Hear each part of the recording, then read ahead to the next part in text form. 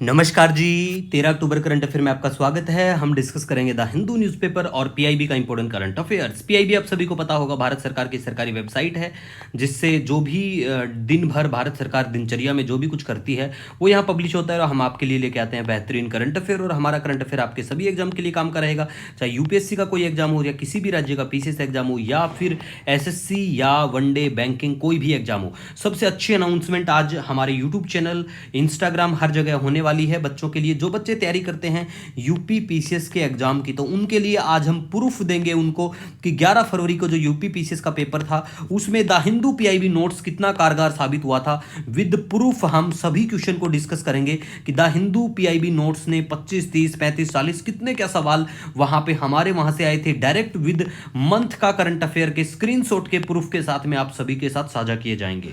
तो बने रहिए। तो लीजिए स्टार्ट करते हैं। सबसे पहले बात करेंगे लाओ पीडीआर के राष्ट्रपति। क्यों चर्चा में है ये लाओ पीडीआर के राष्ट्रपति? ये चर्चा में इसीलिए है क्योंकि हमारे प्राइम मिनिस्टर साहब इनसे मुलाकात करते हैं। तो इनका नाम पता होना चाहिए, थोंगलोंग सिसोलिथ। ठीक है, ये नाम पता होना चाहिए कि लाओ पीडीआर, भारत पीडीआर के साथ में कुछ रिसेंटली देखो यहाँ पे कोई सबमिट भी होती है रिसेंटली, इसीलिए ये इंपॉर्टेंट भी बनता है। इसीलिए बिल्कुल आपको पता होना चाहिए इसके बारे में। मैप की डायरेक्शन ऑलरेडी मैं दिखा चुका हूं आपको, लाओस कहां पड़ता है। तो कमेंट सेक्शन में बताओ लाओ पीडीआर को कौन कौन से देशों की बाउंड्री टच करती है। बिल्कुल ठीक है। नेक्स्ट हम बात करेंगे, देखिए आईसीएफए और आईआईटी रोपड़, ठीक है, टीआईएफ अवध द्वारा नई दिल्ली में भारत डिजिटल कृषि सम्मेलन, ठीक है, 2024 का संयुक्त आयोजन होता है। तो भैया ये इतना काम का बिल्कुल भी नहीं है, लेकिन यहाँ पे काम की चीज निकल के आती है कि भारतीय खाद्य एवं कृषि चैम्बर के जो सीईओ हैं आशुनी बख्शी, इनका नाम याद रखना, वेरी वेरी इंपॉर्टेंट बन जाता है। ये जो वनडे एग्जाम होते हैं ना, जो बच्चे स्पेशली तैयारी करते हैं एसएससी या बैंक के पेपर की, ठीक है, बैंक एग्जाम की, उनके लिए ये चीजें डायरेक्ट देखने को मिल जाती हैं। नेक्स्ट अब हम बात करेंगे स्वावलंबन 2024 के बारे में। देखो भारतीय नौसेना के नौसेना नवाचार और स्वदेशीकरण संगोष्ठी का ये तीसरा संस्करण है। ये 28 से 29 अक्टूबर को भारत मंडपम में बिल्कुल इसका आयोजन किया जाएगा। ठीक है, बस इतना याद रखो। वैसे इतना ये भी ज़्यादा इंपॉर्टेंट नहीं है। ठीक है, नेक्स्ट हम बात करेंगे वेरी वेरी इंपॉर्टेंट, हर एग्जाम में पूछा जाएगा ये वाला सवाल, इसको ऑलरेडी हम डिस्कस कर चुके हैं। तो देखो, अंतर्राष्ट्रीय बालिका दिवस के अवसर पर 10 दिवसीय राष्ट्रव्यापी सम्मेलन, ठीक है, 2 अक्टूबर से 11 अक्टूबर तक, ये बिल्कुल डेट भी पता होना चाहिए।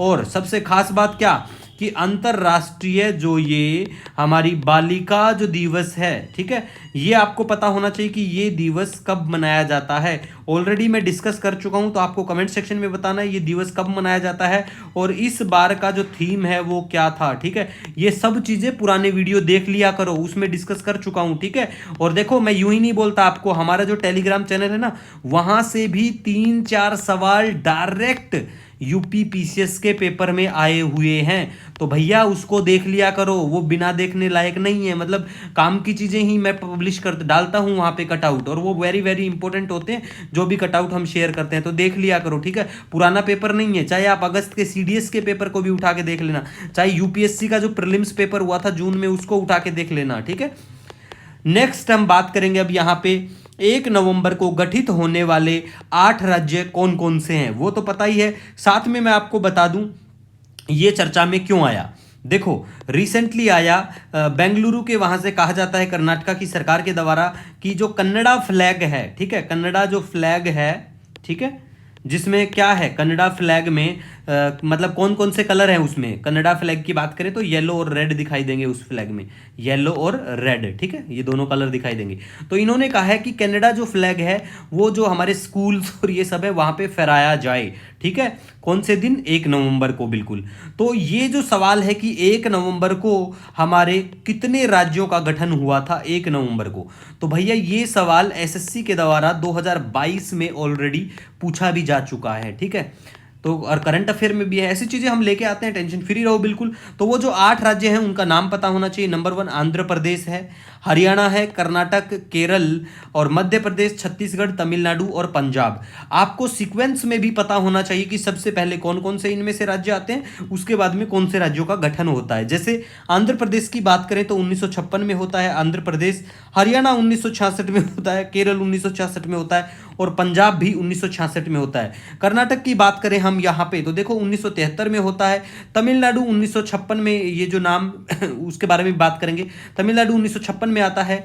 मध्य प्रदेश 2000 और छत्तीसगढ़ 2000 में। अब तमिलनाडु जो है इसका पहले जो नाम जब 1956 में मद्रास राज्य के नाम से इसकी शुरुआत होती है और इसका नाम जो बदला जाता है एज ए आज जो तमिलनाडु है वो 18 जुलाई 1967 को किया जाता है।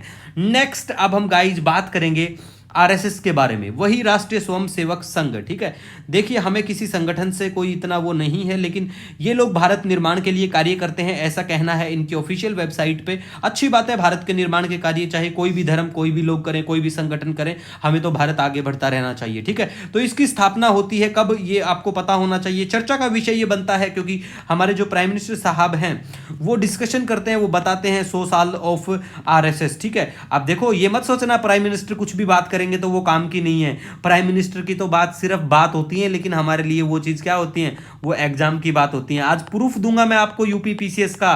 प्राइम मिनिस्टर साहब ने 1 जनवरी, नोट भी कर लो, जो भी महानुभाव चेक करना चाहो कर भी लेना, हमारा 1 जनवरी 2024 का करंट अफेयर चेक करके देखना, उसमें प्राइम मिनिस्टर के मन की बात मैंने डिस्कस की थी और उस मन की बात से सिर्फ 1 जनवरी से 2 सवाल यूपी पीसीएस में उसी दिन के पूछे गए हैं। ठीक है, जो इन्होंने मन की बात में अपनी बात की थी और हमारे लिए वो एग्जाम में भी आया था। मैं आपको पिछले 4 साल से करंट अफेयर पढ़ा रहा हूं और 4 साल से मैं आपको बोलता हूं कि भाई प्रधानमंत्री साहब की होती है मन की बात, लेकिन हमारे लिए वो क्या होती है, इनके मन की बात होती है और हमारे लिए एग्जाम की बात बन जाती है वो। तो लाल किले पे ये कोई भाषण दें या फिर कोई सभा करें, कुछ अनाउंसमेंट करें किसी चीज के बारे में, अगर ये अप्रिशिएशन कर रहे हैं तो वो हमारे एग्जाम के लिए बिल्कुल वेरी वेरी इंपॉर्टेंट बन जाता है। इनके मन की बात हमारे लिए एग्जाम की बात, तो आपको बिल्कुल ध्यान में रखना है गाइस जैसी चीजों को।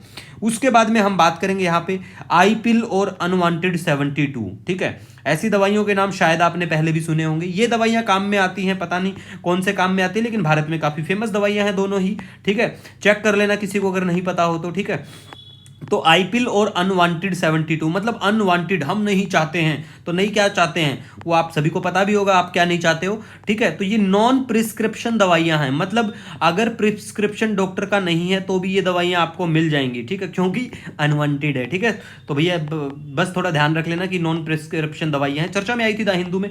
ठीक है, तो इसीलिए हमने डिस्कस किया यहाँ पे। नेक्स्ट हम बात करेंगे वुलर झील के बारे में, वुलर लेक के बारे में। देखो ये भारत की सबसे बड़ी और एशिया की दूसरी सबसे बड़ी क्या मीठे पानी की झील है, मीठे पानी की। तो एशिया की फिर सबसे पहली जो है, फर्स्ट जो है मीठे पानी की झील वो कौन सी है, आपको कमेंट करके ये भी बताना है कि पहली मीठे पानी की कौन सी है। दूसरी तो चलो वुलर मिल गई है, और ये वुलर पड़ती कहां पे है, बांदीपुर जम्मू कश्मीर के वहां पे। ठीक है, और हरामुख पर्वत की तलहटी में झेलम नदी से इसको पानी मिलता है। कौन सी नदी से मिलता है, झेलम, झेलम इसको झेल रही। ठीक है, तो ऐसे पता होना चाहिए। उसके बाद में हम बात करेंगे कि 1990 में अंतर्राष्ट्रीय महत्व की आर्द्र भूमि इसको बिल्कुल घोषित किया गया था। तो ये इंपॉर्टेंट बनती है, आपको पता होना चाहिए कि इसको wetland of importance, international importance कब घोषित किया गया था। ठीक है, तो बेसिक इंफॉर्मेशन है, you have to remember about it. Next हम बात करेंगे HAL के बारे में, that is Hindustan aeronautics limited. इनको मिलता है महारत्न, इनको घोषित कर दिया गया है, 14वीं महारत्न बन गई है ये हमारी, वित्त मंत्रालय के द्वारा बिल्कुल इनको अपग्रेड किया गया है। तो देखो एसएससी और बैंकिंग में ये चीजें भी पूछ लेते हैं कि भाई कौन सा मंत्रालय किसी कंपनी को अगर जैसे महारत्न का दर्जा मिला है तो कौन से मंत्रालय उसको ये दर्जा देता है, तो ये है हमारा वित्त मंत्रालय, आपको पता होना चाहिए। ठीक है, उसके बाद में हम बात करेंगे यहाँ पे चेचन्या के बारे में। आज आपको घुमा के भी लेकर आएंगे, चेचन्या रशिया में पड़ता है। ठीक है, तो चेचन्या जो है रूस में पड़ता है। प्लेस इन न्यूज आज आपको घुमाएंगे भी चेचन्या में। ठीक है, उसके बाद में देखो भारतीय चाय बोर्ड का लक्ष्य है 2047 तक सॉरी अपने चाय निर्यात को दुगना करना है। ठीक है, अब चाय बोर्ड जो है हमारा उसका मुख्यालय कहाँ पे है, देखो चाय बोर्ड हुआ, ठीक है, दूसरे हमारे जैसे रबड़ बोर्ड हुआ, कॉफी बोर्ड हुआ आपका, काफी, ठीक है, काफी बोर्ड, तो ये भी आपको पता होना चाहिए। ऑलरेडी मैं डिस्कस कर चुका हूं और ये सवाल मैं आपको बहुत बार बोलता हूं और ये as it is UP PCS में पूछा भी गया था। बिहार, यूपी, हरियाणा, राजस्थान सभी पीसीएस के लिए, इवन यूपीएससी के लिए भी काम की चीजें। यूपीएससी ने तो बहुत बार रबड़, coffee, tea, cotton, sugar cane इनके ऊपर सवाल पूछे हुए हैं। ठीक है, तो ये आपको ध्यान रखना है। नेक्स्ट हम बात करेंगे अब एशियन यूथ गुड सवारी महासंघ कप। वो घोड़े के ऊपर बैठता है, घोड़े के ऊपर, घोड़े का मतलब इंसान बैठा रहता है घोड़े के ऊपर, और ये खेल होता है घुड़सवारी का एक। तो इसका जो ये कप है जो ये बेंगलुरु के यहाँ पे, कर्नाटक के यहाँ देखने को मिलेगा, आपको तो पता होना चाहिए। नेक्स्ट, चार्ल्स कॉर्निया की जीवनी, जिसका नाम सिटीजन चार्ल्स मुस्तानसिर दलवी ने लिखी है, ठीक है। द हिंदू में चर्चा में था तो हमें पता भी होना चाहिए, क्योंकि ये चीज़ें ऐसी चीज़ें वनडे एग्जाम जो होते हैं उनमें एज ए बुक की बात करें तो वहाँ उस सेक्शन से ये सवाल पूछा जाता है, ठीक है, तो आपको पता होना चाहिए। उसके बाद में फोर्ड मोटर कंपनी के जो अध्यक्ष हैं बिल फोर्ड, इनका नाम भी याद रखना, इन्होंने भी सराहना किया और इन्होंने कहा है कि रतन टाटा जी को पूरा वर्ल्ड याद रखेगा। इनके जो सराहनीय काम है इंडस्ट्रियल सेक्टर को लेके, तो वो काफ़ी तारीफ है, मतलब तारीफे काबिल, ठीक है। नेक्स्ट हम बात करेंगे T20 blind world cup Pakistan के यहाँ पे होने वाला, तो भैया आपको ध्यान रखना है कि कहाँ पे ये होगा, ठीक है। उसके बाद में गाइज हम बात करेंगे, आज आपको घुमाएंगे चेचन्या, ठीक है।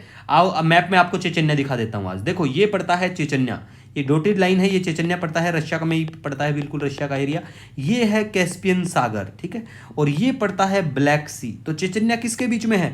ब्लैक सी और कैस्पियन सी के बीच में पड़ गया चेचन्या, तो आपको पता होना चाहिए।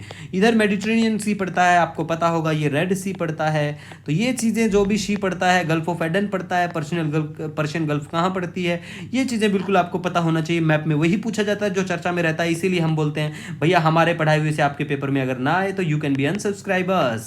फॉर लास्ट 4 CL से हम बिल्कुल पढ़ा रहे हैं फ्री ऑफ कॉस्ट। हमारा PDF आपको हमारे Telegram channel daily the Hindu notes पे अवेलेबल होता है, आप बिल्कुल फ्री ऑफ कॉस्ट डाउनलोड कर सकते हैं। आप हमारे लिए बहुत महत्व रखते हैं, और आज है संडे, और हर संडे को हम रात को 8 बजे लाइव आते हैं टेलीग्राम पे, तो आप हमसे टेलीग्राम पे मुलाकात कर सकते हैं। जो भी आपका सजेशन सुझाव हो, बातचीत बिल्कुल कर सकते हैं। मिलेंगे नए दिन के साथ, तब तक के लिए wish you all the best. जय हिंद।